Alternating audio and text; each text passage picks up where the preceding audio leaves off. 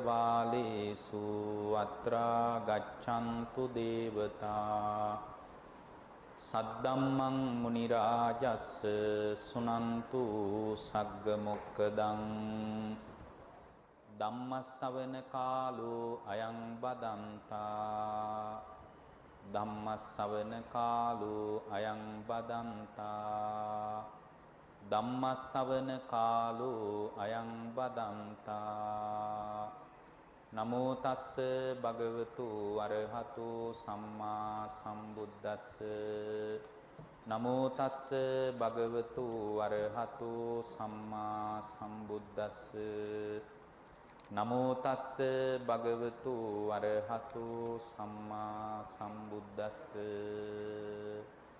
සුසුකං වත ජීවාම ආතුරේසු අනාතුරා ආතුරේසු මනුස්සේසු විහරාම අනාතුරාති. ඒ අපගේ ශාස්ත්‍ර වූ සම්මා සම්බුදුරජාණන් වහන්සේට අප හැම දිනාගේම নমස්කාරය වේවා. සුපින්වත්නි, ඔබ හැම දිනාම මේ මොහොතේ ඊ타ම ශ්‍රද්ධාවෙන් ධර්ම ශ්‍රවණය කරන්නටයි බණ අහන්නටයි බලාපොරොත්තු වන්නේ. අද මේ උතුම් දේශනාවේ දායකත්වය කොළඹ ඩී.එස්. සේනානායක විද්‍යාලයෙහි ආදී සේනානායකයන්ගේ බෞද්ධ සංගමය ඍජු මැදිහත් වීමෙන් මේ දේශනාව සිද්ධ කරන්න බලාපොරොත්තු වෙනවා. ප්‍රධාන අරමුණ විදිහට 2013 11 වෙනි මාසේ 28 වන දින පරලෝ සැපත් වුණු කොළඹ ඩී.එස්. සේනානායක විද්‍යාලයෙහි ආරම්භක විදුහල්පතිතුමන් හැටියට ඩී.එස්. සේනානායක විද්‍යාලයේ ගොඩනගන්නට Tamanගේ කාලය කැප කරපු ශ්‍රමය කැප කරපු RIT අලස් මැතිතුමන් සිහි කරමින් එතුමාට අනුමෝදනා අනුස්මරණීය දේශනාවක් හැටියටයි අද මේ දේශනාව සිද්ධ කරන්නේ.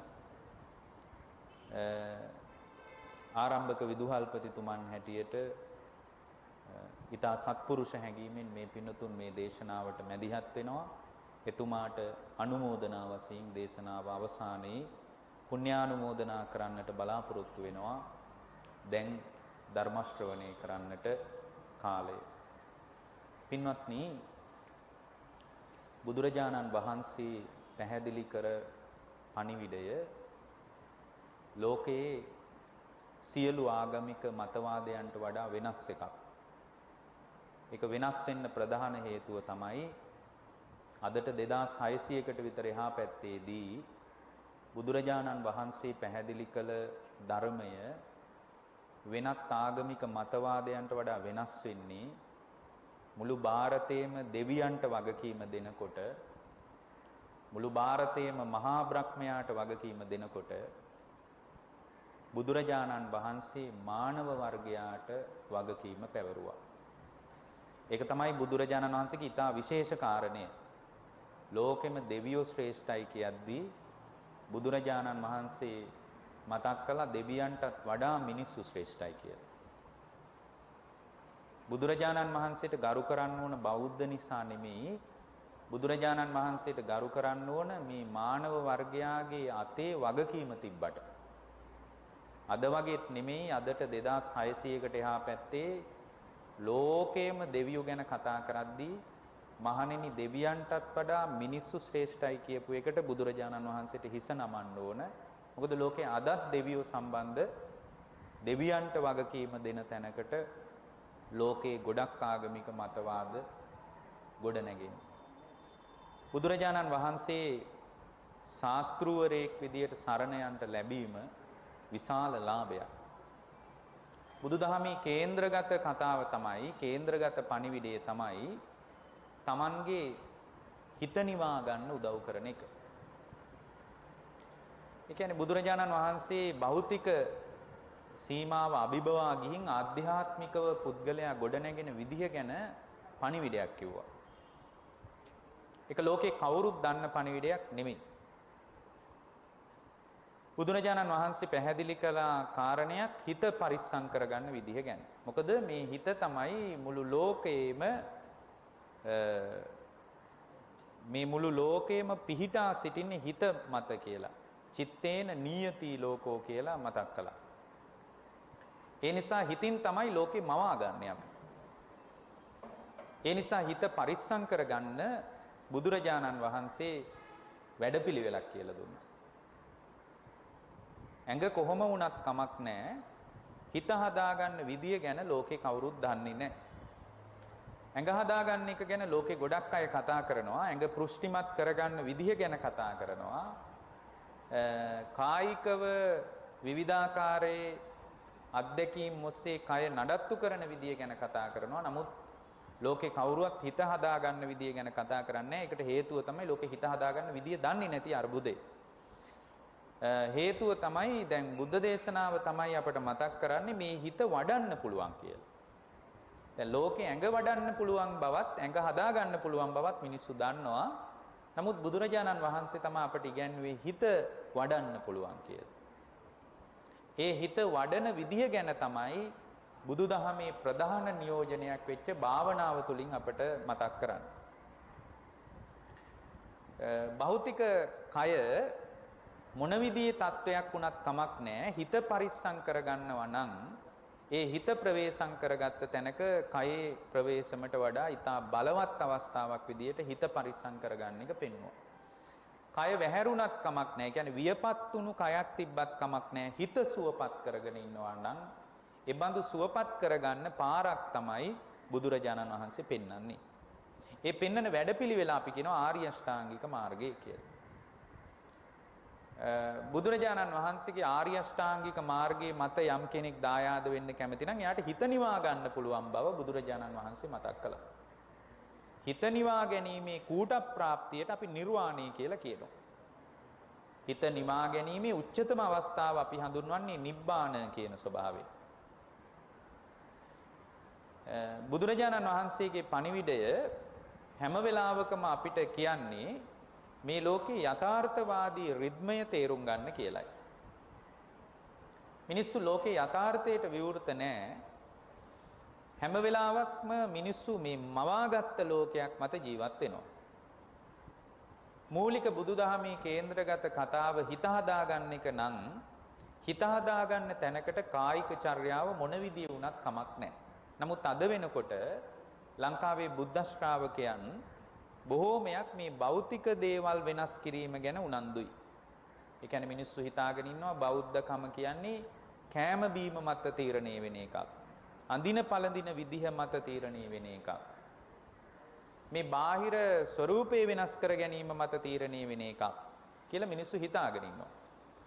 නමුත් බාහිර தත්ත්වය කියන්නේ කඩමල්ලක් ඇඳගෙන හරි කමක් නැහැ. සුවපත් හිතක් හදාගන්න පුළුවන් තැනකට Tamanගේ ජීවිතේ ගොඩනැගිලා තියෙනවා නම් ඒ බඳු ගොඩනැගිච්ච තැනක සැබෑ බුද්ධ ශ්‍රාවකයෙක් බිහි වෙනවා. ඒ සැබෑ බුද්ධ ශ්‍රාවක භාවයේ මත දායාද වෙච්ච අවංක මිනිස්සෙකුට මේ ධර්මයේ පිහිටක් හදාගන්න පිළිසරණක් හදාගන්න පුළුවන් කියලා මතක් කළා. ඒකට අඳින විදියවත්, ඉන්න විදියවත්, හිටපු විදියවත් වැදගත් නැහැ. ඒ කියන්නේ බුදුරජාණන් වහන්සේ තමයි ලෝකේ පළවෙනි වතාවට මතක් කළේ මේ මොහොත ඊටා වැදගත් බව. ලෝකේ ගොඩක් කිව්වා පරණ ඒවා වැදගත් කියලා. සමහර අය කිව්වා අනාගතේ වැදගත් කියලා. බුදුරජාණන් වහන්සේ මතක් කළා මේ මොහොත වැදගත් බව. මේ මොහොත තුල ඔබ ගොඩනගා ගන්න චර්යා වැදගත් කියලා බුදුරජාණන් වහන්සේ තමයි මතක් කළේ. එක්තරා වෙලාවක හේමක කියලා මානවකෙක් බුදුරජාණන් වහන්සේ ළඟට ඇවිල්ලා ඒ කාලේ මේ බුදු වුණා කියන එක ගැන ගොඩක් අය කතා කරලා තියෙනවා. සමහර බුදු නොවිච්ච, ඒ කියන්නේ බුදු වෙලා නැති අයත් මම බුදු වෙලා කියලා තියෙනවා. හේතුව තමයි මේ බුදු කෙනෙක් පහළ වෙනවා කියන එක පිළිබඳ ලොකු ഘോഷාවක් තිබුණා එදා. මිනිස්සු දැනගෙන හිටියා ආධ්‍යාත්මිකව ඉහළට ගිය මුනිවරයෙක් මේ විශ්ව ධාතුව තුල පහළ වෙන බව. ඒ නිසා ඒ වගේ කෙනෙක් මොන වගේ කෙනෙක්ද කියලා හොයාගන්න මේ මිනිස්සු මේ ශරීර ස්වභාවය අනුව යම් තීරණයකට ආවා. එතකොට තමයි ඒගොල්ලෝ දෙතිස් මහා පුරුෂ ලක්ෂණ කියලා එකක් හොයාගත්තේ.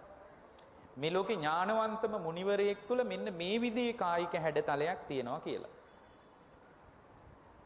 එතකොට මේ කායික ස්වභාවය අනුව තමයි මුලින්ම අවබෝධය තීරණය කළේ. ඒක බුදුහාමුදුරුවෝ හොයාගත් එකක් නෙමෙයි. ಭಾರತයේ හුඟක් භාවනාව දියුණු කරපු අය අවබෝධයටපත් වෙන කෙනෙක්ගේ කය මෙබඳු ස්වභාව එකක් කියලා ඒගොල්ලෝ තීරණය කළා. ඉතින් බුදුරජාණන් වහන්සේ මධ්‍ය මණ්ඩලයේ පහළ වුණේ මධ්‍ය මණ්ඩලයේ බුදුරජාණන් වහන්සේ පහළ වෙලා ඉන්නකොට ಭಾರತයේ හිටියා බොහොම ප්‍රකට ත්‍රිවේද ප්‍රාප්ත බ්‍රාහ්මණෙක් බාවරී කියලා. ඒ බාවරීගේ පිරිසට අහන්න හම්බුණා මේ මධ්‍ය මණ්ඩලයේ බුදු කෙනෙක් පහළ වෙලා ඉන්නවලු කියලා. ඇත්තටම බුදුහාමුදුරුවෝ මේ සාමාන්‍ය පිරිසක් අතර ඉන්නකොට හොයන්නත් බෑ. උන්වහන්සේට උවමනාවකුත් නැහැ තමන් වහන්සේගේ අවබෝධය ගැන ප්‍රකට කරන්න. ඒ කියන්නේ පස්සෙන් ගිහින් බණ කියන පුරුද්දක් බුදුරජාණන් වහන්සේ තුල තිබුණේ නැහැ. ඒ නිසා ಭಾರತයේ හිටපු ගොඩක් දෙනෙක් සමහර අය දැන් උදාහරණයක් විදියට එක දේශනාවක් තියෙනවා ධාතු විභංග සූත්‍රය කියලා. ඒ දේශනාවේ තියෙනවා මේ බුදුහාමුදුරුවෝ එක්තරා ආරාමයක ඉඳලා කුම්භකාර ශාලාවට වඩිනවා.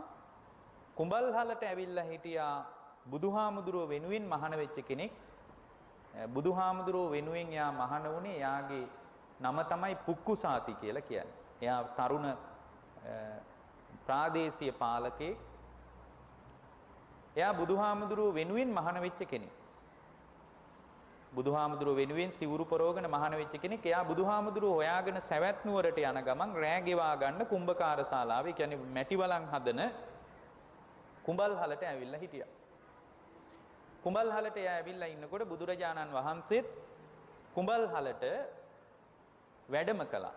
වැඩම කළාම මේ කුඹල්හලේ අයිතිකාරයගෙන් අහලා තියෙනවා අද රැයට මට පොඩ්ඩක් මෙහි ඉන්න පුළුවන්ද කියලා. එතකොට මේ කුම්භකාර ශාලාවේ හිටපු පිරිස ඒ කියන්නේ වැඩ කරපු අය කියලා තියෙනවා ඉන්න නම් දෙන්න පුළුවන්. හැබැයි මීට කලින් අපි කෙනෙකුට ඉන්න දුන්නා. එයා කැමති නම් මේ ඉන්න දෙන්න අපි පොඩ්ඩක් අහන්නම් කියලා එයාගෙන් ගිහින් ඇහුවා. ඒ කියන්නේ ඒ වෙනකොට ඇතුලේ හිටියේ පුක්කුසාති. එයාගේ ළඟට ගිහින් ඇහුවා මේ තවත් ශ්‍රමණෙක් ඇවිල්ලා ඉන්නවා නවතින්න. ඔයා කැමති නම් ඔබතුමා කැමති නම් පොඩ්ඩක් නවතින්න දෙන්න පුළුවන්ද කියලා ඇහුවා. එහෙම කිව්වහම අර කුඹල්හලේ හිටපු පුක්කුසාති කිව්වා ඔව් කමක් නැහැ මේ පිලේ ඉඩ තියෙනවනේ යාට ඒ කෙනාටත් ඇවිල්ලා ඉන්න කියන්න කියලා කිව්වා. බුදුරජාණන් වහන්සේ ඇවිත් වාඩි වුණා. බුදුරජාණන් වහන්සේ වාඩි වෙලා එයාගෙන් ඇහුවා මේ කොහෙද යන්නේ කියලා. එතකොට එයා කිව්වා මධ්‍ය මණ්ඩලයේ ගෞතම නමින් බුදුරජාණන් වහන්සේ නමක් පහළ වෙලා මධ්‍ය මණ්ඩලයේ ගෞතම නමින් බුදුරජාණන් වහන්සේ නමක් පහළ වෙලා මම උන්වහන්සේ වෙනුවෙන් මහාන උනේ. උන්වහන්සේ හොයාගෙනයි මම යන්නේ කියලා. ඒ වෙලාවේ බුදුරජාණන් වහන්සේ මතක් කරනවා එහෙමද? ඒ ශ්‍රමණ ගෞතමයන් වහන්සේ දන්නවද? නෑ දන්නේ නෑ. දැක්කොත් අඳුන ගන්න පුළුවන්ද? ඔව් දැක්කොත් අඳුන ගන්නත් බෑ. එහෙනම් කොහොමද අඳුනගන්නේ? කතා කළොත් පුළුවන්ද? කතා කළත් අඳුන ගන්න බෑ. ගොඩාක් වෙලා කතා කරන්න ඕන. එහෙමද? හොඳයි.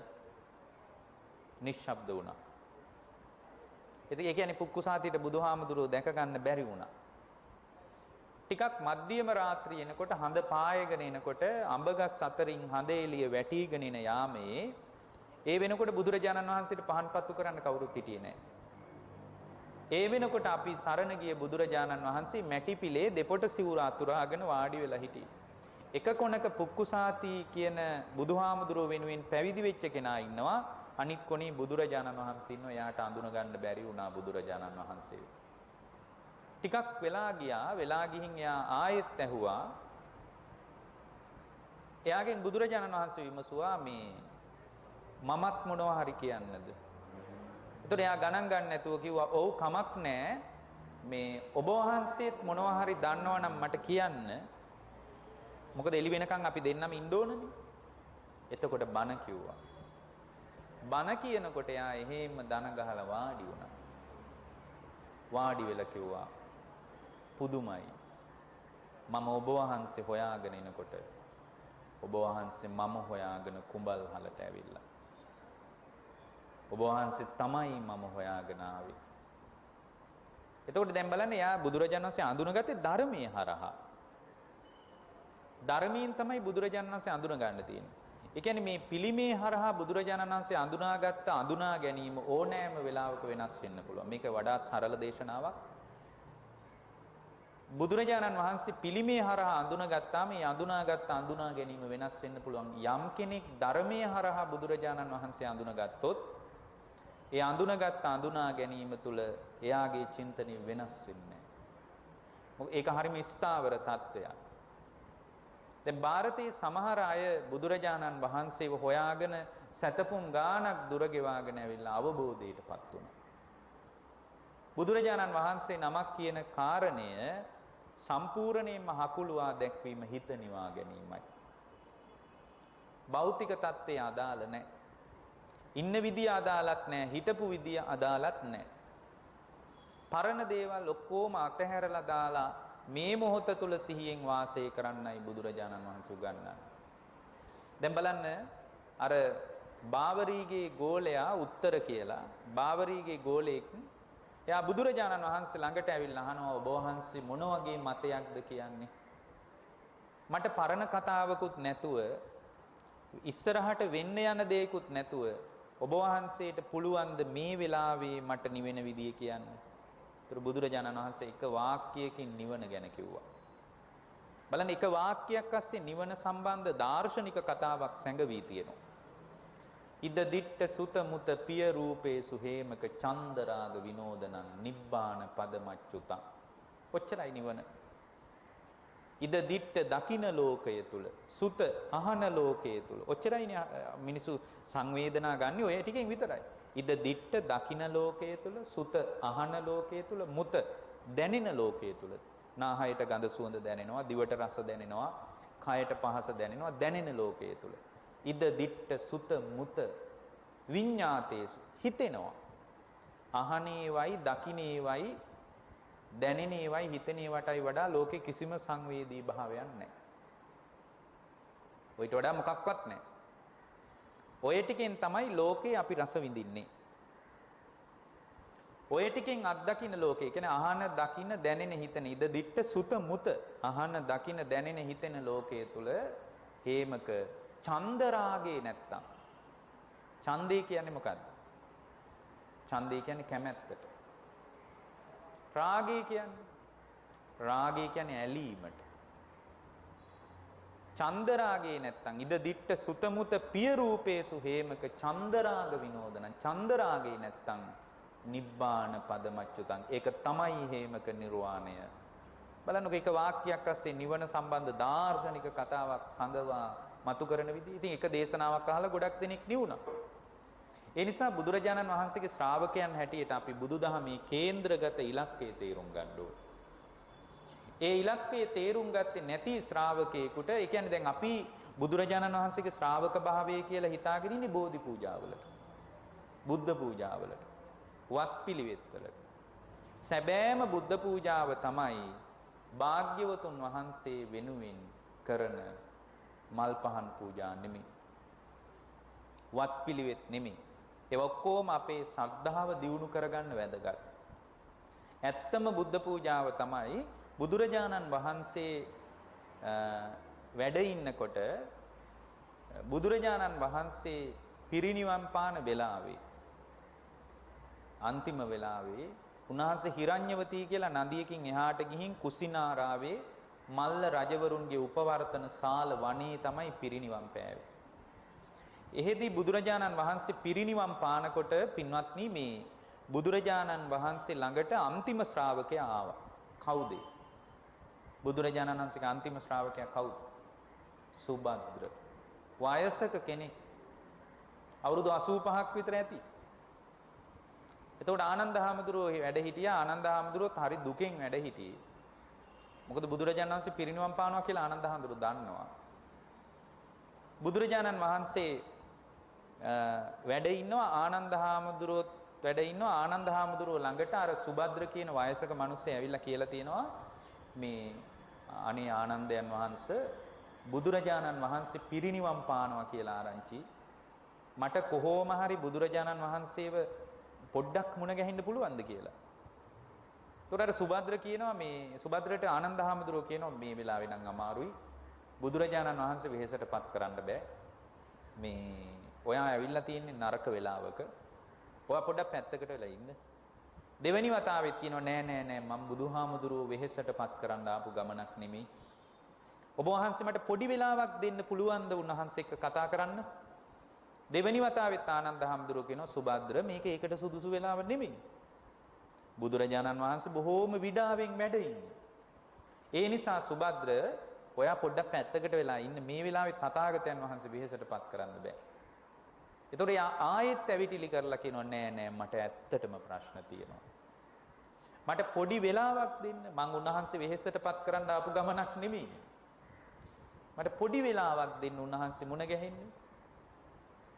එතකොට මේ කතාව බුදුරජාණන් වහන්සේට ඇහෙනවා.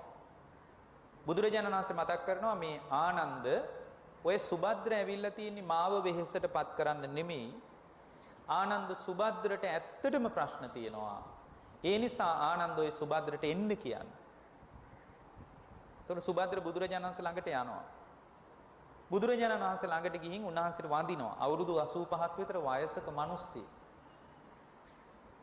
බුදුරජාණන් වහන්සේට වන්දනා කළාම බුදුරජාණන් වහන්සේගෙන් අහනවා මේ සුභද්‍ර මේ ස්වාමීනි මට තියෙන ප්‍රශ්නේ තමයි හැම ආගමකම උගන්වන්නේ එකම තැනකට යන්නද කියලා අහනවා. දැන් බලන්න අදත් සමහර අයට තියෙන ප්‍රශ්නයක්.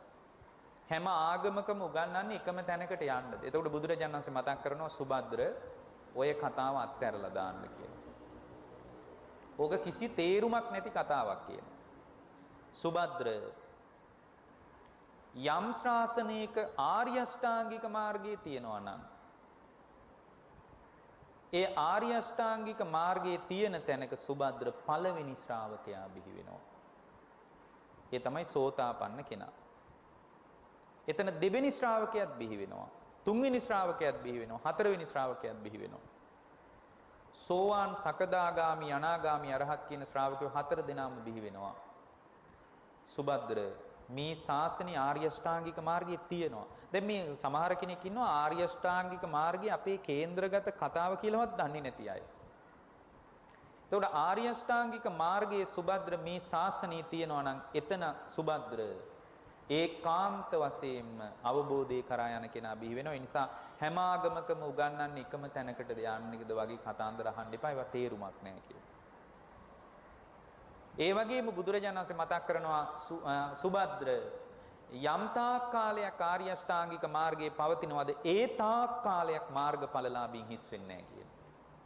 අදත් මේ බණ ඇහෙන යාමේ එබැනි මගඵලලාභී උත්තමයන් වහන්සේලා මේ මිහි මත වැඩ ඉන්නවා. ඒක බුදු කෙනෙක්ගේ බුද්ධ වචනයක් ඇයි? උන්වහන්සේ මතක් කරනවා යම් තාක් කාලයක් ආනන්ද මාර්ගඵලලාභීන් බිහි වෙනවා ආර්ය අෂ්ටාංගික මාර්ගයේ තියෙන තාක්කල්. මෙයාට මේ කතාව හරි තේරුණා. මේ කතාව තේරුම් අරගෙන එයා ගිහින් ගහක් යටට ගිහින් කොහොම හරි බුදුරජාණන් වහන්සේ පිරිනිවන් පාන්න කලින් මම රහත් වෙනවා කියලා වීරිය කළා. ඒ තමයි අන්තිම ශ්‍රාවකයා. අන්තිම ශ්‍රාවකයාත් මගඵලලාභියෙක්. එයා තමයි ඇත්තටම බුදුහාමුදුරුවෝ පිදුවේ. ලෝකේ සැබෑ පූජාව මල් පූජා කරන එක නෙමෙයි. ලෝකේ සැබෑම පූජාව පහන්පත්තු කරන එක නෙමෙයි. නමුත් අපේ ඔළුවේ වැඩ කරනවා ලෝකේ කරන ලොකු පූජා ගැන. 84000 පහන් පූජා, මල් පූජා, මේ ආදී පූජාවන් ගැන අපේ මනස තුල වැඩ කරනවා. ඒ ඔක්කොම වැදගත්. නමුත් ඒ ඔක්කොටම වැදගත්, වඩා වැදගත් ආර්ය අෂ්ටාංගික මාර්ගයේ තුල ශක්තිමත් වෙන්න පුළුවන් නම් ඒක ලෝකේ සැබෑම පූජාව. බුදුරජාණන් වහන්සේගේ දාර්ශනික ඉගැන්වීම තමයි පටිච්ච සමුප්පාදය. ලෝකේ දිහා පටිච්ච සමුප්පන්නව බලන්න පුළුවන් නම් ඒක බුදුරජාණන් වහන්සේට සමීප වෙන්න තියෙන කිට්ටුම ක්‍රමය. ලෝකේ හේතුඵල සහිතව විමසන්න බුදුරජාණන් වහන්සේ තමයි අපිට ඉගැන්වන්නේ. මේ අත්දකින්න తত্ত্বය નિરાයාසයෙන් ඇතිවෙච්ච తত্ত্বයක් නෙමෙයි. මේ මොහොතේ මොන අත්දැකීමකට අපි මුහුණ දුන්නත් මේ අත්දැකීම නිකම් ඇතිවෙච්ච එකක් නෙමෙයි. හේතුන් සහිතව ඇතිවෙච්ච දෙයක් කියලා බුදුරජාණන් වහන්සේ තමයි අපිට මතක් කරේ. ඒ කියන්නේ මේ මොහොතේ ඵලයට ප්‍රතිචාර දක්වන්නේ නැතුව හේතුවට ප්‍රතිචාර දක්වන විදිහ බුද්ධ දේශනාව තුළින් මතුවෙන්නේ. ඒතර බුදුරජාණන් වහන්සේගේ ශ්‍රාවකයා තුළ මොනතරම් පළල් කල්පනාවක් තියෙනවද? ඒ පළල් කල්පනාව තුළ හැම වෙලාවකම අතීතය අමතක කරලා දාලා අනාගත ලෝකයේ ගැනත් ඕනෑවට වඩා උපකල්පන වලට යන්නේ නැතුව මේ මොහොත වැදගත්ම මොහොත කියලා හිතන්න පුළුවන් වුණොත් එතන තමයි සතුටින්ම ඉන්න මිනිස්සයා බිහි වෙන්නේ. බුදුරජාණන් වහන්සේ තමයි සතුටින්ම ඉන්න විදිය කියලා දුන්නේ. සතුටින් ඉන්න රහස තමයි අතීතයත් අමතක කරලා අනාගත ලෝකයක් මවන්නේ නැතුව මේ මොහොත තුල වාසය කරන එක. එක හාමුදුරුව කෙනෙකුට ප්‍රශ්නයක් වුණා භද්‍ර වූ එක රාත්‍රියක් ගත කරන්නේ කොහොමද කියලා. මේක තියෙන්නේ බද්දේ කරත්ත සූත්‍රයේ. භද්‍ර වූ එක රැයක් ගත කරන්නේ කොහොමද කියලා සමිද්දි කියලා අලුතෙන් මහාන වෙච්ච හාමුදුරුව කෙනෙකුට. ඒ හාමුදුරුව ළඟට එක දෙවි කෙනෙක් පෙනී ඉඳලා අහලා තියෙනවා හාමුදුරුවනේ මේ ඔබ වහන්සේ දන්නවද භද්‍ර වූ එක් රැයක් ගත කරන විදිය? ඒතර ඒ හාමුදුරුව කියනවා නෑ මං එහෙම එකක් අහලා නෑ. ඒතර ඒ හාමුදුරුව අනිත් පැත්තට අහනවා ඔයා දන්නවද එහෙම එකක්? නෑනේ හාමුදුරුවනේ මම දන්නෙත් නෑනේ එහෙම එකක්. ඊට පස්සේ මේ දේවතාවා කිව්වලු හාමුදුරුවනේ ඔහොම ඉන්න එපා ඔබ වහන්සේ ගිහින් භද්‍ර වූ එක් රැයක් ගත කරන විදිය ගැන ඉගෙන ගන්න කියලා. එතකොට තමයි මහා කච්චායන මහරහතන් වහන්සේ ළඟට ගිහින් අහන්නේ කොහොමද භද්‍ර වූ එක් රැයක් ගත කරන්නේ කියලා. ඒ වෙලාවේ උන්වහන්සේ මතක් කරනවා බුද්ධ දේශනාව මතු කරන ඊටා වැදගත් දහම් පරයයක්. මොකක්ද? අතීතං නාන්වාගමීය. අතීතයේද අතහැර දමා. නප්පටිකංකේ අනාගතං. අනාගතයේද ඕනෑවට වඩා මවන්නේ නැතුව. ඇයි අනාගතේ මවන්නේ නැත්තේ? අනාගතය කියන්නේ සත්‍ය වශයෙන් පවතින දෙයක් නෙමෙයි. අනාගතය කියන්නේ සාපේක්ෂකයක්. අනාගතේ තනිකරම බොරුවක්. හේතුව තමයි මට සාපේක්ෂව අනාගතේ තියෙන්නත් පුළුවන් නැති වෙන්නත් පුළුවන්. මොකද මගේ අන්තිම යාමේද දන්නේ නෙමෙයි. ඒ නිසා අනාගතය ගැනත් ඕනෑවට වඩා මවන්නේ නැතුව කෙනෙක් කියන්න පුළුවන් එහෙම බෑනේ. අනාගතේ මවන්නේ නැතුව කොහොමද ජීවිතේ ගෙවන්නේ? අනාගතේ කොච්චර අපිට බලාපොරොත්තු තියනවද කියලා මේ දරුවන්ට පවා හිතෙන්න පුළුවන් නැහැ. මේ මොහොත වැදගත්ම මොහොතයි. මේ මොහොතේ කළ යුතු දේ හරියටම කළොත් අනාගතේ අමුතුවෙන් මවන්න දෙයක්වත් නැහැ. අතීතං නාන්වාගමීය. අතීතයට අනුව ගියේ හිතක් පවත්වන්නෙත් නැහැ. නප්පටිකංකේ අනාගතං. අනාගතයක් මවන්නෙත් නැහැ. මේ මොහොත තුල සිහියෙන් වාසය කරන. මේ මොහොත තුල සිහියෙන් වාසය කරන්න උගන්වන ගැඹුරුම දහම් කොටාසේ තමයි සතර සතිපට්ඨානය කියලා කියන්නේ. අපි හිතාගෙන ඉන්නවා සතිපට්ඨානය කියන්නේ වයසට ගිය අය පුහුණු කරන්න ඕන එකක් කියලා. නමුත් සතිමත් බව කියන්නේ මේ මොහොත තුල එළඹ සිටි සිහියෙන් වාසය කරන එක. මොකද වැදගත්ම මොහොත මේ මොහොත කියලා ලෝකයේ ಭಾರತයේ අදට 2600කට එහා පැත්තේදී බුදුරජාණන් වහන්සේ තමයි අපිට ඉගැන්වන්නේ.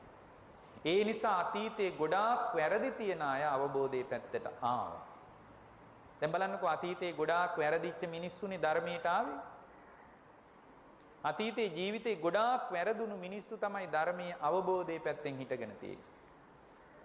ඔය ප්‍රසිද්ධ චරිත ඔක්කොම එහෙමනේ. ಭಾರತයේ හිටියේ කොයිතරම් වෙසඟනන් ධර්මයට ඇවිල්ලා රහත් වුණාද? සමහර වෙසඟනන් සමහර රහතන් වහන්සේලාව තමන්ගේ වසඟයට ගන්න කියලා හිතාගෙන ආවේ. සමහර කාන්තාව සමහර අය හිටියා ඔය ಭಾರತයේ විශාල මුදලකට විකිනිච්ච වෙසඟනන් ඔක්කොම ධර්මයට ඇවිල්ලා හිස මුඩු කරලා බුදුරජාණන් වහන්සේගේ ධර්මයේ තුලින් හිට ගන්න තැනට ඒගොල්ලන්ගේ හිත හදලා දුන්නේ මේ ධර්මයේනේ. විශාල මාලා ඝාතකයෙක් වෙච්ච අපි දන්නම සිද්ධි වලින් කියන එකයි හොඳ. විශාල මාලා ඝාතකයෙක් වෙච්ච අඟුලිමාල වගේ ඊටා දාමරික මිනිස්සෙක් ඒ බඳු මිනිස්සෙකුට ලේ ටික අත් දෙකෙන් පියදාගෙන රහත් වෙන්න කියපු ශාසනයක් නෙයි. අතීතේ අමතක කරලා දාලා අනාගතේ මවන්නෙත් නැතුව මේ මොහොත වැදගත්ම මොහොත කියලා හිතුවට පස්සේ යා නිවෙන්න පටන් ගන්නවා. ඒ නිසා මේක බුදුරජාණන් වහන්සේගේ කේන්ද්‍රගත පණිවිඩයක්. බුදුරජාණන් වහන්සේ උගන්වන පණිවිඩය තමයි මැදමාවත. ඒ මැදමාවත කියන එක තමයි අපි මජ්ක්‍ධිමා පටිපදා සහ මජ්ක්‍ධිමා දේශනා කියලා කතා කරන්නේ. බුදුරජාණන් වහන්සේගේ මධ්‍ය හොයාගන්න එක හරිම අමාරු වැඩක්. මැදින් හිටගත්තු ශ්‍රාවකයෙක් වෙන්න කියලායි ඔබට යෝජනා කරන්නේ. ඒ මැදින් හිටගන්න ශ්‍රාවක භාවය කියලා කියන්නේ මේ ලෝකේ හැම වෙලාවකම උභයාන්තයක් පවතිනවා. ලෝකේ සැප කියන එක අර්ථවත් වෙන්නේ නැහැ දුක කියලා එකක් නැත්තම්. නිന്ദා ප්‍රශංසා ලාභ අලාභ සැප දුක කියලා ලෝකේ හැම වෙලාවකම දෙපැත්තකට දෝලණය වෙනවා. ඒ දෙපැත්තටම දෝලණය වෙන්නේ නැතුව මැදින් ඉන්න පුළුවන් නම් ඒකට අපි කියන උපේක්ෂාව කියලා. උපේක්ෂා විහරණයකින් යම් පුද්ගලයෙකුට වාසය කරන්න පුළුවන් නම් ඒක තමයි බුදුරජාණන් වහන්සේගේ ශ්‍රාවකයෙක්ගේ ප්‍රතිපදාව. සමහර අය හිතනවා බුදුදහම කොයි වෙලාවෙත් අනිත්‍ය ගැන කියනවා, දුක ගැන කියනවා. ඇයි වෙන මොකුත් කියන්නේ නැද්ද? කොයි වෙලාවෙත් අනිත්‍ය ගැනම කියන්නේ. පින්වත් මේ අනිත්‍ය තමයි ලෝකේ ලස්සනම වචනේ. හැම මොහොතක්ම අනිත්‍ය වෙලා යනවා නම් මේ පවතින සියලුම දේවල් වල රිද්මය අනිත්‍යතාවය නම් ඒ වගේ එකක් ගැන අවබෝධයකින් ඉන්න එක කොච්චර වටිනවද? මේ ලෝකේ සදාතනික සත්‍ය අනිත්‍යතාවය නම් අනිත්‍යතාවය කියන්නේ ලෝකේ નિરાයාසයෙන් පවතින සදාතනික පරම සත්‍ය නම් ඒ පරම සත්‍ය ගැන සෑම මිනිසෙක්ම දැනගෙන ඉන්න ඕනේ. මේ අනිත්‍ය වෙච්ච ලෝකයක අනිත්‍යතාවයේ ඉදිරියේ කඩා වැටෙන්නේ නැති හිතක් හදාගන්න පුංචි කාලේ ඉඳලා මේ අනිත්‍යතාවය පිළිබඳ ඇති වෙන සංවේදීකම වැදගත්. ඒ නිසා බුදුරජාණන් වහන්සේගේ කේන්ද්‍රගත පණිවිඩේ මූලික හරය හැම කෙනෙක්ම තේරුම් ගන්න ඕනේ. තේරුම් ගත්තම හරි පහසුයි. පහසුයි කියලා කියන්නේ මිනිසුන්ට පසුතැවීම නෑ. කඩා වැටීම නෑ. ජීවිතේ කඩා වැටිච්ච මිනිස්සු අරහත්ත්වයට පත් වෙලා මේ විශ්ව ධාතුවේ අද කොහෙවත් නෑ.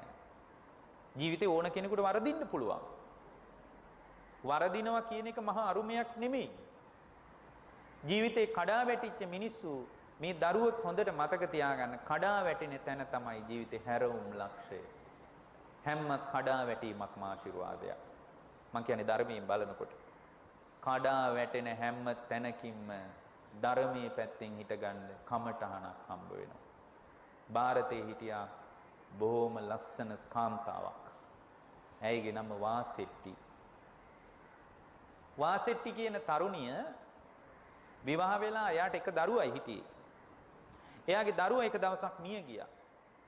දරුවා මිය ගියාට පස්සේ මියගිය දරුවාගේ වියෝගය දරා ගන්න බැරුව ඇයගේ මනස අවුල් වුණා. ඇය වීදියක් ගානේ ඇවිද්දා. ඇවිදගෙන ගිහින් ඇය Tamanගේ දරුවා සොහොනට ගිහින් දාපු නිසා හැමදාමත් රාත්‍රියේ සොහොනේ රෑ පහන් කළා. ඇය කල්පනා කළා හැමදාමත් රෑට සොහොනේ ඉන්න. ඇයගේ විවාහ ජීවිතේ කඩා වැටුණා. හැමදාමත් රාත්‍රියේ ඇය සොහොනට වෙලා රෑ පහන් කළා. සොහොනේ ඉන්න බැරි දවස් වලට ඔය වහින දවස් වලට එහෙම. ඇය රතගාලවල් වල රාත්‍රියේ හිටියා. රතගාලට වෙලා ඇය නිදාගත්තා. අවුරුදු 25ක් විතර තරුණියක්. ඒ කාලේ අවුරුදු 17න් 18න් විවාහ වෙනවා. අවුරුදු 6ක 7ක දරුවෙක් මිය ගියේ. ඇයගේ ශරීරයේ වසාගෙන තිබුණු ඇඳුම් ඉරාගත්තා. තැනක් ගානේ ඇවිදලා ඇය රොඩු අහුලගෙන කන්න පටන් ගත්තා.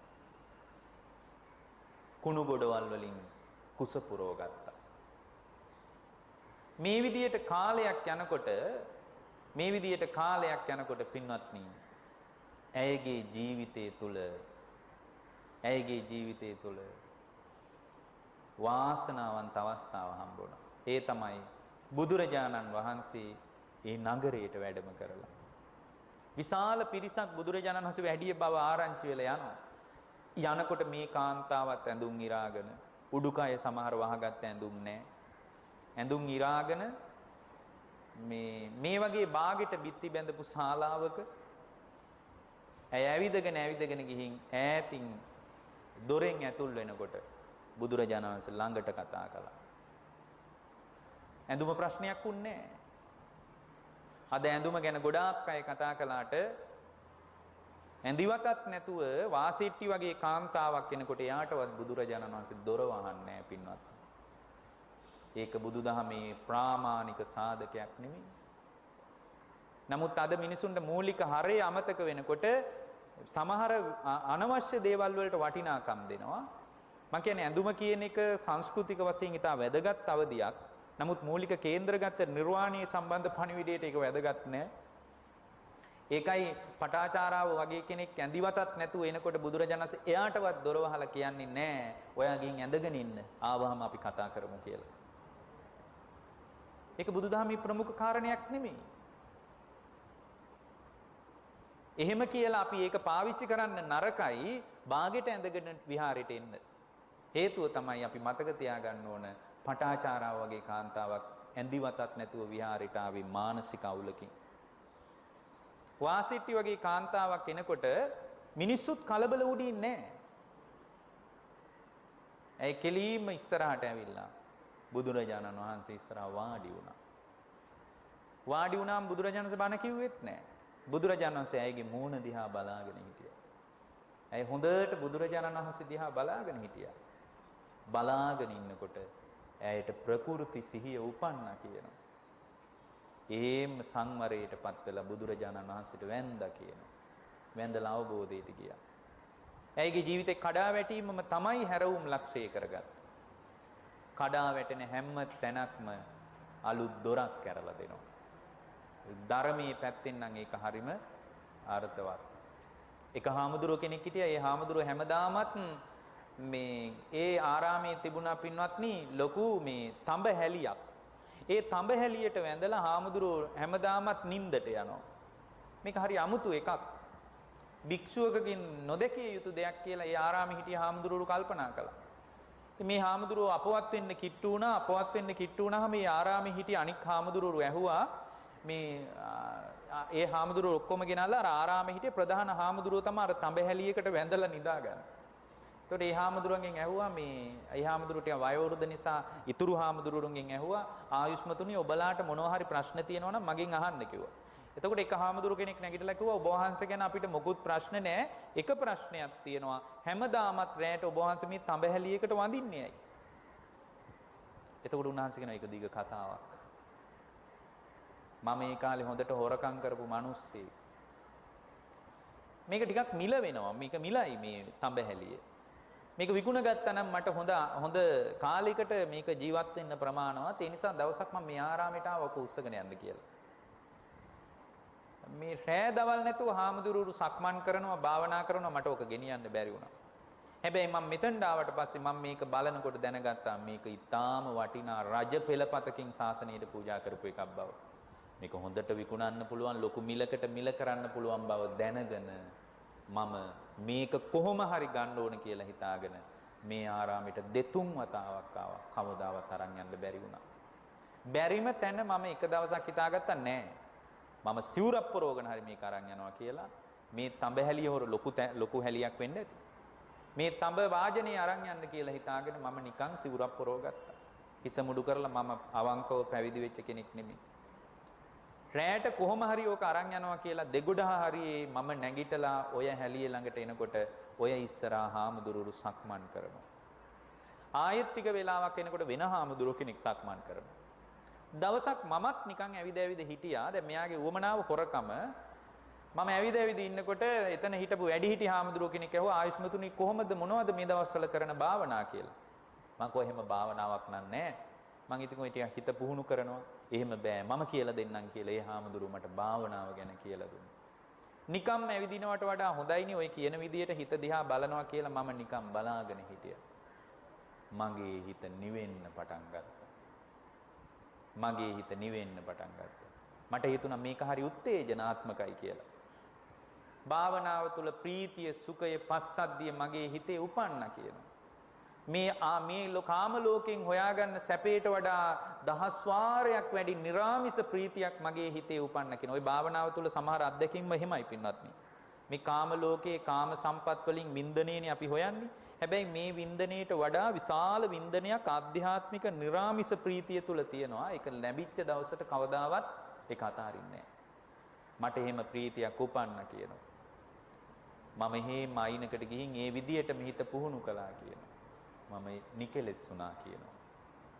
මට මේ වාජනීය තමයි උදව් කළේ කියනවා අරහත්වයට. මං ඒකයි අදත් වඳින්නේ කියනවා. සමහර මිනිසුන්ට වැරදිච්ච තැනින්ම ධර්මය අල්ලන්න පුළුවන්. ඒ නිසා මේ මොහොත තමයි හොඳම මොහොත. මේ මොහොත තුල තමන්ගේ ජීවිතේට වරදින්න පුළුවන්. වැරදුනාට කමක් නැහැ.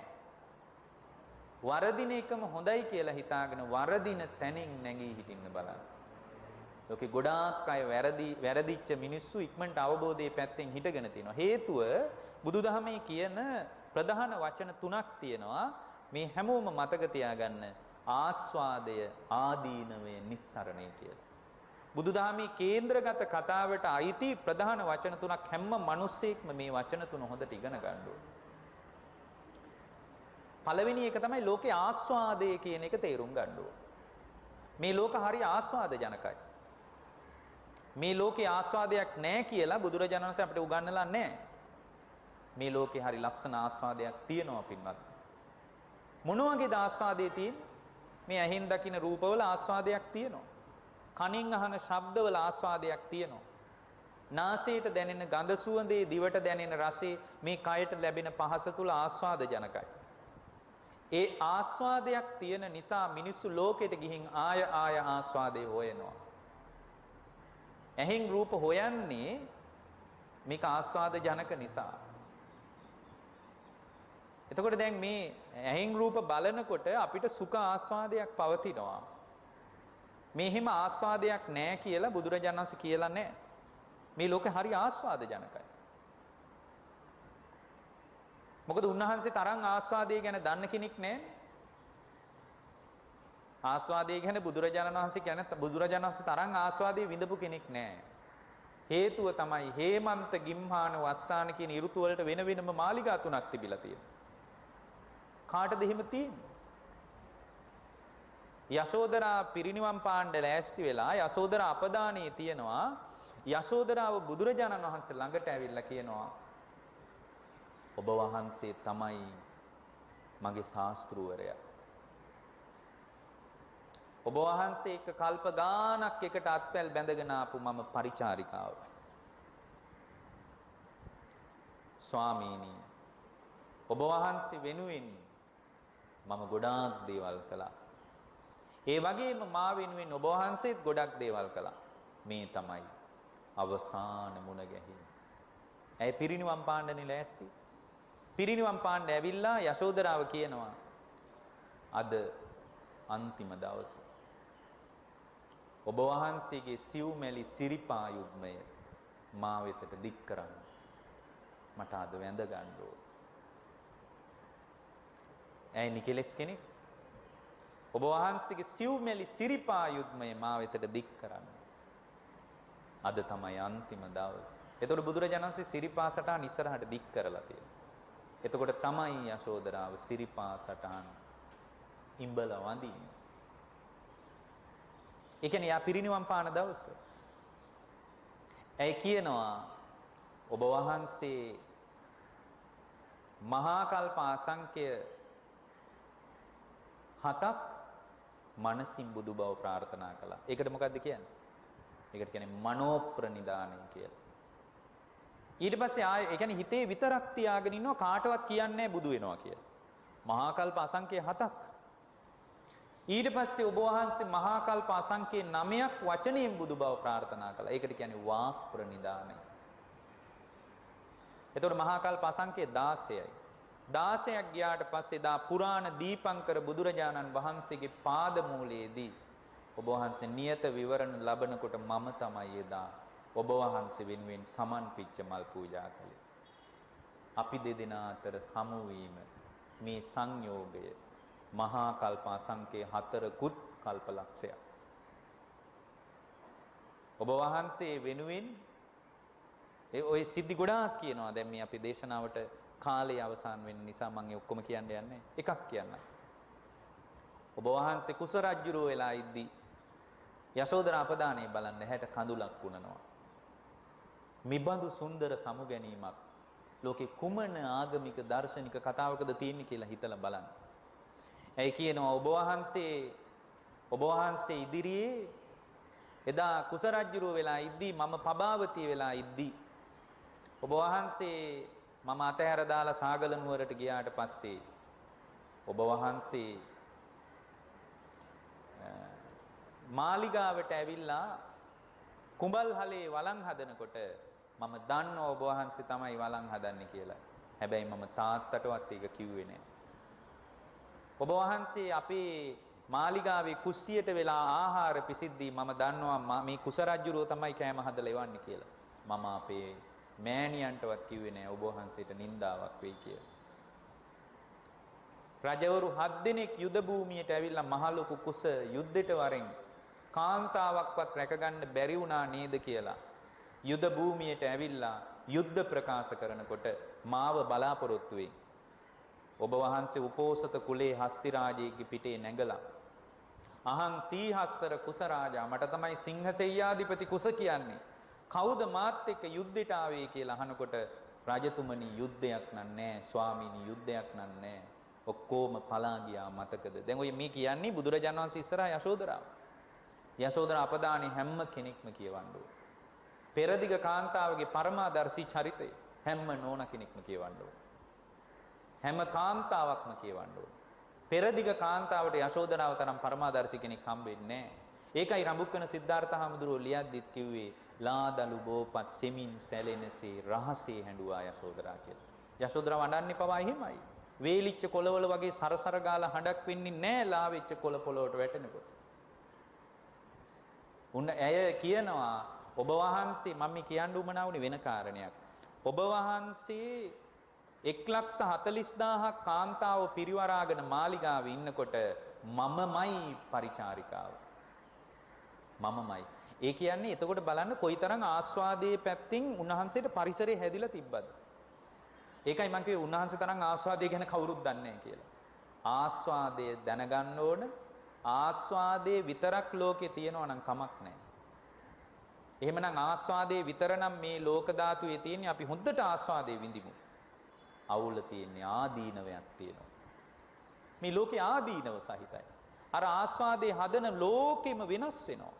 ආදීනවී කියන්නේ අනිත්‍ය දුක්ඛ විපරිණාමයටපත් වෙනවා.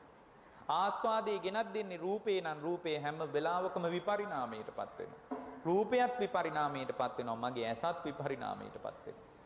අන්න ඒකයි ආස්වාදයෙන් විතරක් රස කර කර ඉන්න එක නුසුදුසුයි කියලා කියන්නේ. ඒ ආදීනව තියෙන නිසා බුදුරජාණන් වහන්සේ මේ ආස්වාද ලෝකේ ආදීනව සහිතයි කියලා පැත්තකට උන්නේ විකල්පයක් කිව්වා. ඒ තමයි නිස්සරණය. නිස්සරණය කියන්නේ මේ අත්දකින්න ලෝකයේ කෙරෙහි චන්දරාගය අයින් කරලා ලෝකයේ දකින්න විදිය කියලා දුන්නා. ඒකට තමයි බුදුරජාණන් වහන්සේ සතිපට්ඨාන න්‍යාය පැහැදිලි කරන්නේ. ඒ නිසා හැම බුද්ධ ශ්‍රාවකෙක්ම මේ පණිවිඩය තේරුම් ගන්න ඕන. ලෝකේ ආස්වාදනීය බව ඇත්ත. ලෝකේ ආස්වාදයක් තියෙනවා. ලෝකේ ආස්වාදනීය රසයක් පවතිනවා. ආස්වාදේ නෙමෙයි ගැටලුව. ආස්වාදේ හදලා දෙන ලෝකේ විපරිණාමයයි ගැටලුව. අනිත්‍යතාවයයි ගැටලුව. ඒ නිසා ආදීනවයකුත් තියෙන බව අපි හැම කෙනෙක්ම තේරුම් ගන්න ඕන. ආස්වාදයේ තුල ආදීනවයක් තියෙනවා නම් මොනවද පින්වත්නි ලෝකේ ආස්වාදය කියලා අල්ලන්න තියෙන්නේ? ආස්වාදයෙන් බැඳිච්ච හැම දෙයකටම බැඳීම නිසාම තමාගේ පස්සෙන් හෙවණැල්ලක් වගේ දුක ලුහු බඳින. ඒ නිසා උන්වහන්සේ කියනවා කවදාවත් දුක් නොවි ඉන්න නම් ලෝකයේ කෙරෙහි පවතින ඡන්ද රාගය දුරු කරගන්න කියලා. ඒ බඳු තැනකට හිත හදාගන්න ශ්‍රාවක භාවයක් පිණිස මේ උතුම් දේශනාව උපකාර වේවා කියලා අපි අදිෂ්ඨාන කරනවා. පින්වත්නි ධර්මානුශාසනාව නිමා කරනවා. අද මේ දේශනාව ඊටාම සත්පුරුෂ හැඟීමෙන් සිද්ධ කළේ කොළඹ ඩී.එස්. සේනානායක විද්‍යාලයේ ආදී සේනානායකයන්ගේ බෞද්ධ සංගමයේ විසින්. ඒ පින්තුන් ඊටාම සත්පුරුෂ හැඟීමකින් බෞද්ධ රූප වාහිනිය තුලින් මේ දේශනාව විකාශනය කිරීම පිණිසත් අනුමෝදනා දේශනාවක් ගුණානුස්මරණ පින්කමක් හැටියටයි මේ දේශනාව සිද්ධ කරන්නේ. ප්‍රධාන ආරමුණ විදියට කොළඹ ඩී.එස්. සේනානායක විද්‍යාලයේහි ආරම්භක විදුහල්පති තුමන් වන RIT අලස් මැතිතුමන් වෙනුවෙන් විදුහල්පතිතුමන් වෙනුවෙන් එතුමාගේ 8 වන ගුණානුස්මරණ පින්කම නිමිත්තෙන් අද මේ දේශනාවට දායකත්වයේ දරන්නේ අපි එතුමාට අනුමෝදනා කරනවා 8 වන ගුණානුස්මරණ පින්කමේදී කොළඹ DS සේනානායක විද්‍යාලයේ පින්නතුන් විශාල පිරිසක් අද මේ ධර්මශාලාවට රැස් වෙලා ඉන්නවා. ඒ හැම දිනාගේම සත්පුරුෂ අදහස RIT අලස් මැතිතුමන්ට අනුමෝදනා කිරීම. එතුමා වෙනුවෙන් අපි පුණ්‍යානුමෝදනා කරනවා. එතුමාගේ භවගාමී සසර සුවපත් වේවා. භවගාමී ජීවිතේ වඩා යහපත් කරගන්නට කොළඹ DS සේනානායක විද්‍යාලය වෙනුවෙන් එතුමාගේ කාලය කැප කරමින් ශ්‍රමය කැප කරමින් සිද්ධ කළා වූ ඒ අති උදාර මෙහෙවර හේතු වේවා. මේ මොහොතේ අපි හැමදෙනාම පැයක කාලයක් ධර්ම ශ්‍රවණය කිරීමෙන්ද රැස් කරගත් වූ පුණ්‍ය සංස්කාර ආරම්භක විදුහල්පතිතුමන් වන RIT අලස් මැතිතුමන්ගේ භවගාමී ජීවිතයේ සුවපත් කරගන්න හේතු වේවා වාසනාව වේවා. මේ උතුම් කුසලානිසංසයන් හේතු වීම තුළ එතුමාගේ භවගාමී ජීවිතේ වඩා සුවපත් කරගන්නට ආයති භවයේ සුවපත් කරගන්නට මේ උතුම් වූ කුසලානිසංසයන් හේතු වේවා. එතුමන්ට 8 වන ගුණානුස්මරණ පින්කම හැටියට මේ සිද්ධ කරන්නා වූ ධර්ම දානමය කුසලයේ බලයෙන් සංසාර දුක් ගෙවා ලබන බුද්ධ ශ්‍රාවකයන් විදියට උතුම් නිවන් පිණසම මේ දේශනාමය කුසල් හේතු වාසනා වේවා කියලා අපි අනුමෝදනා කරනවා. ඒ වගේම තවත් අරමුණු කීපයක් ඇති කරගෙන තියෙනවා ආදී සේනානායකයන්ගේ බෞද්ධ සංගමයේ විසින් ප්‍රධාන අරමුණ සහ තවත් අරමුණු කීපයක් සිහි කරලා තියෙනවා. විශේෂයෙන්ම නිර්මාතෘ ප්‍රාථමිකාංශ විදුහල්පතිනි වන PG ත්‍රිමා විතාරණ ගුරු මෑණියන්ද සිහි කරමින් එතුමියට අනුමෝදනා කරන්න බලාපොරොත්තු වෙනවා. ඒ වගේම මේ දක්වා මිය පරලෝකීය කොළඹ DS සේනානායක විද්‍යාලයේහි කටයුතු කළ සියලුම ගුරු භවතුන්ට ගුරු මෑණිවරුන්ට ගුරු පියවරුන්ට අනුමෝදනා කරන්නට මේක අවස්ථාවක් කරගෙන තිබෙනවා. කොටුව දුම්රියපොළ ත්‍රස්තවාදී ප්‍රහාරයෙන් මියගිය DS සේනානායක බේස්බෝල් කණ්ඩායමේ මියගිය සොයුරන් ඇතුළු සියලුම දෙනාට අනුමෝදනා කිරීමට මේක අවස්ථාවක් කරගෙන තියෙනවා. ඒත් එක්කම පින්වත්නි DS සේනානායක විද්‍යාලයේ ආදී ගුරු මව්වරුන්ට ගුරු පියවරුන්ට නිරෝගී සුවය ප්‍රාර්ථනා කිරීමත් අවස්ථාවක් කරගෙන තියෙනවා. අපි අනුමෝදනා කරනවා RIT අලස් මැතිතුමන් ප්‍රදාන මියගිය සියලුම ගුරු භවතුන්ට ඒ වගේම විද්‍යාලයේ අධ්‍යාපනයේ හැදෑරූ සුපින්වතුන්ට ඒ හැම දිනාගේම ජීවිතය යහපත් වේවා. භවගාමී ජීවිතේ සුවපත් වේවා. සංසාර දුක් ගෙවා ලබන උතුම් නිවන් පිණසම මේ උතුම් දේශනාමය කුසල් හේතු වාසනා වේවා කියලා අදිෂ්ඨාන කරනවා. ඒ වගේම DS සේනානායක විද්‍යාලයේ ආදී ගුරු භවතුන් සියලුම දෙනාට නිරෝගී සුව ප්‍රාර්ථනා කරනවා. කායික යහපත මානසික යහපත නිදුක් බව නිරෝගී භාවයේ සුවපත් භාවය දීර්ඝායුෂ සම්පන්නිය සැලසේවා. හැම දිනාටම මේ කුසල් හේතු වීම තුළ උභය ලෝකාර්ථ සංසිද්ධිය සැලසී නිවන් පිණසම මේ දේශනාමය කුසල් හේතු වාසනා වේවා කියලා අදිෂ්ඨාන කරනවා. ඒත් එක්කම මේ වෙනුවෙන් නන් අයුරින් උදව් උපකාර කළ ශ්‍රී කල්යාණී ධර්මාශ්‍රමයේ නම කියන්න අවසරයි පූජ්‍ය කැලණිය අතදස්සි නායක ස්වාමීන්ද්‍රයන් වහන්සේ ප්‍රදාන මහා සංඝරත්නයටද ආශිර්වාද කරලා තියෙනවා. ඒ සියලු දෙනා වහන්සේටද නිදුක් නිරෝගී සුව සැලසේවා. මේ ගෞතම බුද්ධ ශාසනයේදී උතුම් චතුරාර්ය සත්‍ය අවබෝධ වේවා කියලා අදිෂ්ඨාන කරනවා. ඒ වගේම ඊටාම කෘතවේදීව ආශිර්වාද කරනවා කොළඹ DS සේනානායක විද්‍යාලයේ ආදි සේනානායකයන්ගේ බෞද්ධ සංගමයේ සුපින්වතුන්ට. ඒ පින්වත් සියලුම දෙනාට කායික යහපත මානසික යහපත නිදුක් බව නිරෝගී භාවයේ සැලසේවා. මේ බඳු සත්පුරුෂ හැඟීමක් ඊටා කෘතවේදී හැඟීමක් ආරම්භක විදුහල්පතිතුමන් වෙනුවෙන් අනුස්මරණීය පින්කමක් හැටියට මේ බඳු දේශනාවකට යැත්තන්ගේ කැපවීම වෙනුවෙන් ප්‍රශංසා කරනවා. විශේෂයෙන් මේ බෞද්ධ සංගමයේ සුපින්නතුන්ටද නිදුක් නිරෝගී සුව දිගාසිරි සැලසේවා. හැම දිනාටම මේ උතුම් බුද්ධ ශාසනය තුලදීම චතුරාර්ය සත්‍ය අවබෝධ කරගන්නට මේ දේශනාමය කුසල් හේතු වාසනා වේවා කියලා අදිෂ්ඨාන කරනවා. ඒත් සමගම අද මේ ධර්ම දේශනාවට සම්බන්ධ වුණු ලොකු කුඩා ඔබ හැම දිනාටමත් මේ දරුවන් ඇතුළු මේට සම්බන්ධ වන සුපින්වත් ඔබ සියලු දෙනාටම ඔබ නිදුක් වේවා, නිරෝගී වේවා, සුවපත් වේවා. ඔබ හැම දිනාගේම සත්පුරුෂ බලාපොරොත්තු ඉෂ්ට වේවා. අවසානයේ මේ බුද්ධ ශාසනය තුලදීම අපට පිළිසරණ සැලසේවා. සියලු දෙවියන්ට අනුමෝදනා කරනවා. සියලු දෙවියෝ අප රට ජාතිය සම්බුද්ධ ශාසනයේ ගෞතම බුදු සසුන බොහෝ කල් රැකීවා. සියලු දිව්‍ය රාජ මණ්ඩල, බ්‍රහ්ම රාජ මණ්ඩල මේ පින් ආවර්ජනයේ කොට සතුටු වෙත්වා.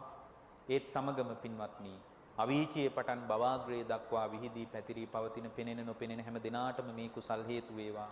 අවසානයේ සියලු දෙවියන්ටත් මේ උතුම් කුසලානිසංසයන් හේතු වාසනා වේවා කියන අදිෂ්ඨානයේ සහිතව අපි ධර්මානුශාසනාව නිමා කරනවා. ඔබ හැම දිනාටම තෙරුවන් සරණයි. සාදු සාදු සාදු. එම ධර්ම දේශනාව සිදු කළ කුසල බලයෙන් ත්‍රිපිටක ධර්මවේදී ශාස්ත්‍රපති රාජකීය පඬිත පූජ්‍යපාද හසලක සීලවිමල ගෞරවනීය ස්වාමින් වහන්සේට ප්‍රාර්ථනීය බෝධියකින් උතුම් වූ චතුරාර්ය සත්‍ය ධර්මයම අවබෝධ වේ අමා මහ නිවනින් සැනසෙන්නට හැකියාව ලැබේවායි අපි සාදුනාදදී ප්‍රාර්ථනා කර සිටිමු.